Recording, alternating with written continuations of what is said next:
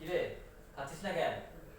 নাটক করিস না, একদম নাটক করবি না, চুপচাপ খা। বাবা বলতেছে, এই নাদিয়া, বড় বোনের সাথে এভাবে কথা বলিস কেন? বাবাকে বলতেছে তুমি চুপ করো তো, আজকে ওর জন্য আমি আমার স্বামীর বাড়ির ভাত পাই নাই। ওর বাড়ির ভাত ওরেও আমি এই বাড়ির ভাত খাইতে দিব না। এগুলো তুমি উঠে গেছো, যায়